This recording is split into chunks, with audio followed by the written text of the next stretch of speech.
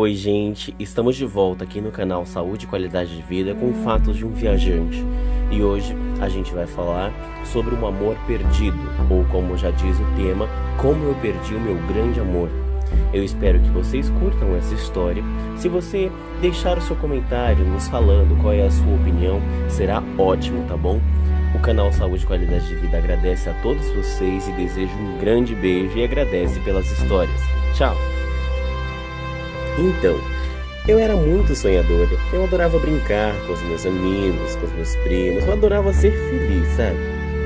Ai, todos diziam que eu tinha uma vaidade extrema, mas eu adorava me cuidar, eu adorava pensar em como seria meu casamento, meu vestido de noiva, como seria tudo na minha vida, eu adorava pensar até no meu príncipe encantado. Eu lembro que eu ficava horas conversando com a minha prima sobre isso, sabe? Como aquele negócio de novela que eu adorava assistir, sabe? Quando a atriz chega e acha o grande amor dela, e primeiro eles brigam, e primeiro eles conversam, e depois dá tudo certo no final. Era o que eu mais queria. E foi em uma dessas visitas à minha prima que o marido dela, olha que impressionante, ele trouxe um amigo do trabalho dele para casa. E foi lá que eu conheci Leandro. Ele era de longe um homem cabisbaixo, ele era muito feliz e eu adorava pessoas felizes.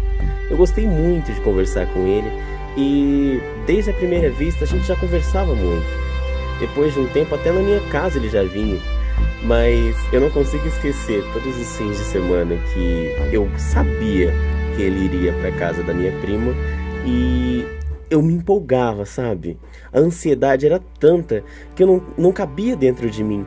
Todas as horas eu queria me arrumar, eu queria mostrar para as outras pessoas que eu já tinha alguém, sabe? Mas mesmo sem falar para elas que eu já estava namorando, sabe? Mesmo porque eu não estava. Eu criei. Uma hora ele ia falar para mim: aceita namorar comigo? E eu com certeza iria dizer sim, porque era uma das coisas que eu mais queria. Ele foi o meu primeiro e grande amor. Algum tempo foi se passando e a gente já era mais que íntimos. A gente já contava tudo um pro outro. Eu lembro que a gente, quando dava 9 horas da noite, a gente já estava empolgado para conversar no telefone, conversar como foi o nosso dia e falar como foi tudo na nossa vida. Expressar os nossos sentimentos, sabe? Mas no fundo, tudo que eu queria era falar para ele o quanto eu o amava. E dizer que ele não estava sozinho e que era só ele olhar para o lado que ele ia encontrar o grande amor que ele tanto procurava e que ele era eu mesmo. Eu adorava conversar com ele, a gente passava horas conversando. Quando chegava meia-noite a gente já estava cansado, mas mesmo assim a gente estava ali conversando e rindo até adolescente, sabe? Não tínhamos aquele negócio de ai meu Deus, amanhã eu tenho que acordar muito cedo. Não importava. Só importava que eu estava sendo feliz. E era a coisa mais importante pra gente. Menos o que vinha depois.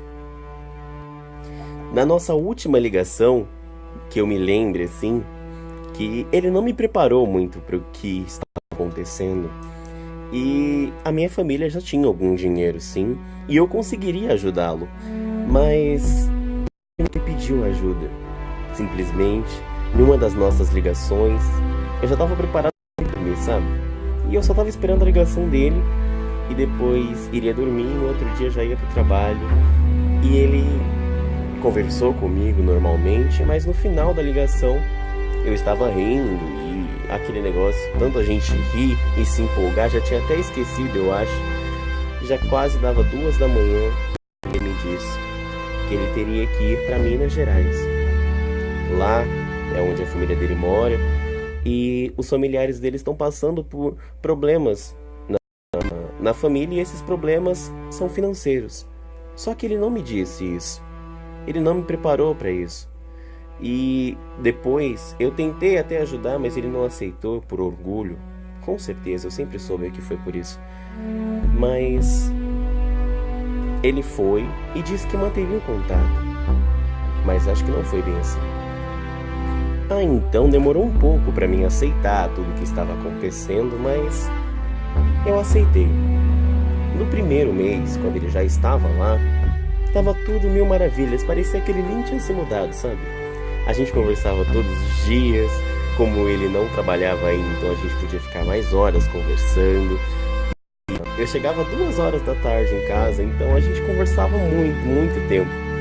E ele me mandava fotos, era mais uma coisa assim de apresentação, sabe?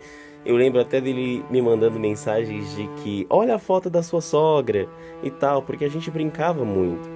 Só que eu não sabia até onde isso era brincadeira e até onde isso era sério. Eu realmente queria que fosse.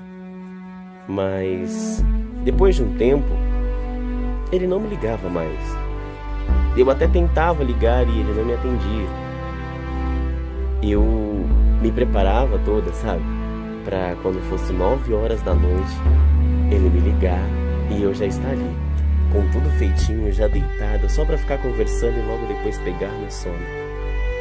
Mas eu esperava e ele não aparecia. Eu ligava e ele não atendia. Passou-se algum tempo e como eu não vi um retorno dele, ele não falava mais comigo, eu decidi que eu não ia mais abrir a porta do meu coração para outras pessoas. Sabe, eu me senti muito magoado e eu não conseguia mais conversar com as outras pessoas normalmente. Assim, com outros caras, se é que me entende. Eu não conseguia mais abrir as portas do meu coração. E nisso se passaram-se 2 anos. E quem me aparece, depois de muito tempo? Leandro. Devo dizer que na hora que eu vi, eu não sei o que falou tão alto dentro de mim, mas eu corri e abracei com toda a felicidade do mundo. Dei um beijo no rosto dele, mas eu vi que ele estava tentando esconder a mão dele. E eu achei estranho, né? E perguntei para ele na mão dele. E ele me disse que era uma aliança.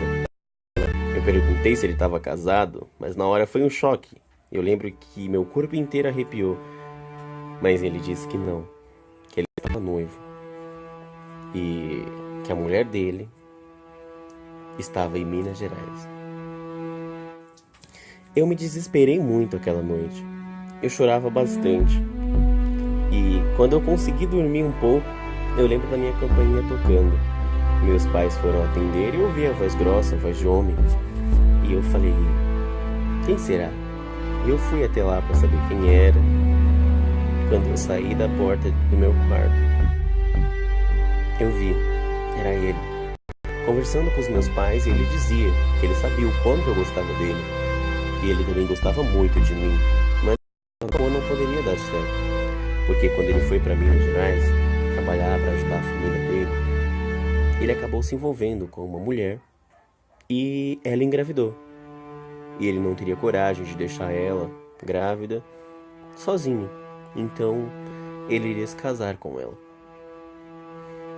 Naquele momento, para mim, foi a gota d'água.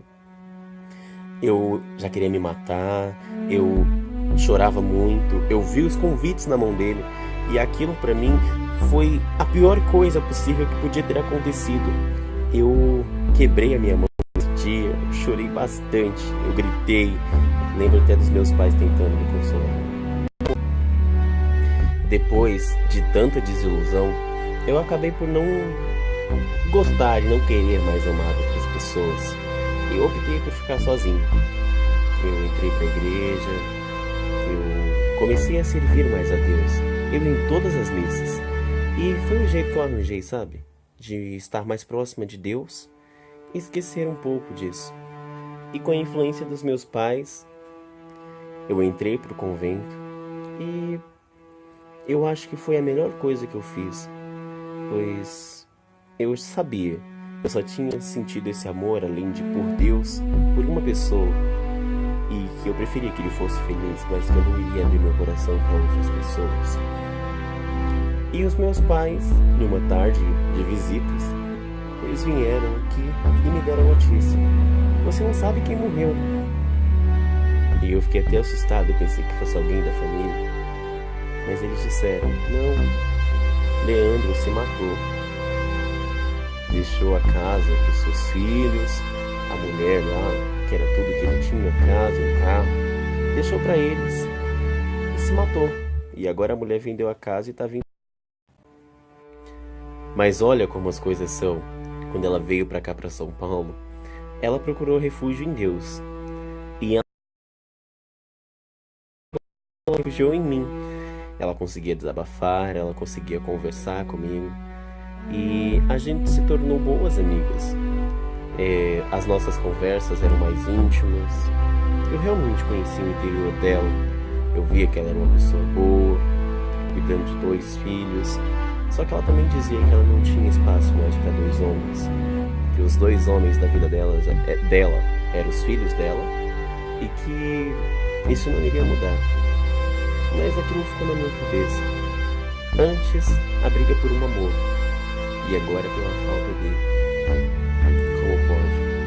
E foi assim que eu perdi o meu grande amor. Mas encontrei um refúgio em Deus. E hoje